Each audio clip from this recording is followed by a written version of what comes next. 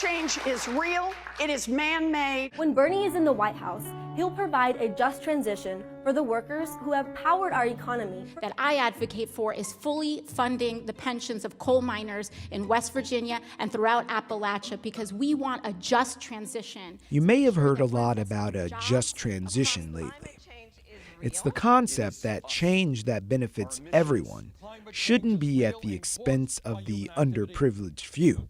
You represent this district here in the Bronx and Queens. People got all sorts of issues. And the first big issue you're doing is a Green New Deal. So to get us out of this situation, to revamp our economy, to create dignified jobs for working Americans, we will have to mobilize our entire economy around saving ourselves and taking care of this planet. We have to stop the thinking that clean energy and job creation don't go together. They do. They do. In central Brooklyn, a just transition is already in effect.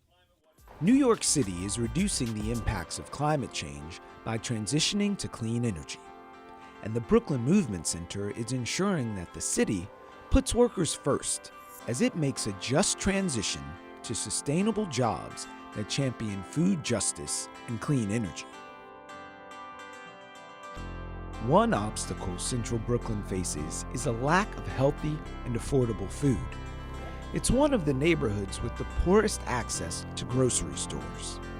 But Mark Griffith, the executive director of the Brooklyn Movement Center, believes they can solve that problem. I've lived in Central Brooklyn almost all my life and have worked here as an adult.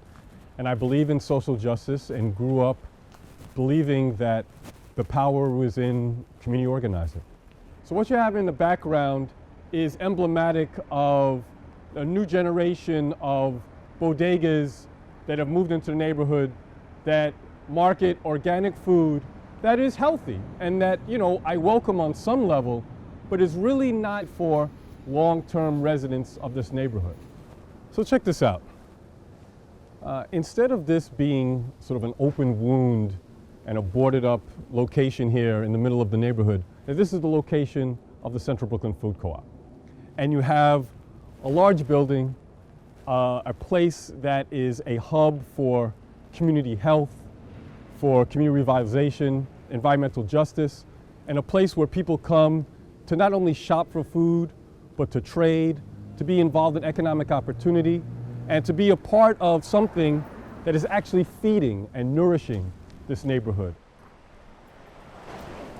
Although the Central Brooklyn Food Co-op has already raised $47,000 towards the project, Mark estimates it'll need another $100,000 to cover real estate, inventory, equipment, and salaries. The rest of the money will come from member investments. The community's already built a successful system of community gardens, a sure sign that a food co-op will go over well in Central Brooklyn. A community garden is an important part of any kind of strategy for just transition and addressing the effects of climate change, right? And what we want to do with the Central Brooklyn Food Co-op is create a partnership so that not only are community gardens producing food, but they actually have markets for that food. Jeanette Fleming is the president of the Hattie Carthen Community Garden and thinks that providing fresh food and jobs to her neighborhood is a priority. I am a New York State registered woman farmer.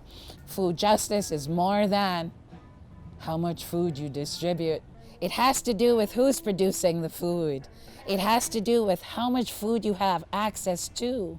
The youths that you see in the front will teach the community by doing cooking demos, will help people to shop, will help people to understand the nutritional values in food, what the foods are used for, what the herbs are used for.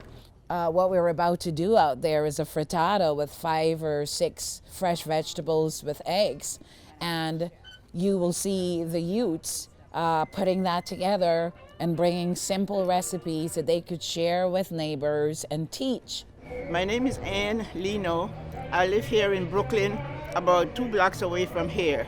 And it's very important to me that we get our veggies right here in the neighborhood. It's grown here and it's fresher, and you're giving back to the community.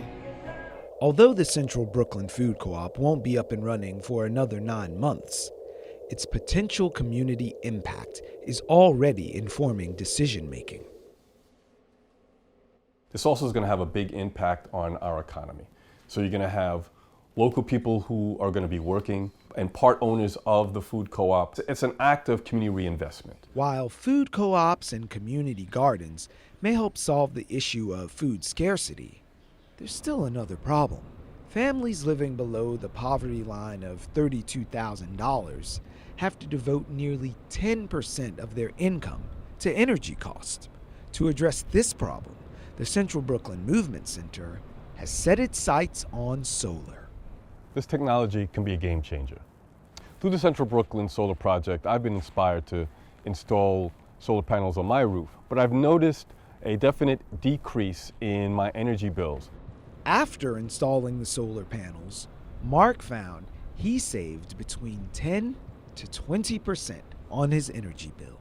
So the Central Brooklyn Community Solar Project is part of a larger community resilience vision where we can help bring green energy alternatives to Central Brooklyn, help them work for local people, and also help build out the workforce. The New York City Housing Authority has teamed up with Central Brooklyn Community Solar, as well as another organization called Solar One, to install solar panels on the roofs of public housing. Solar One and Central Brooklyn Community Solar will train neighborhood residents to install solar panels on 40 public housing rooftops next year. So what we're talking about is the possibility of people being economically secure, being able to pay their energy bills, to light their homes. We're talking about the possibility of people not having to experience brownouts, vulnerability. And what we're talking about is the possibility that black and brown people living in Central Brooklyn don't have to contribute to climate change.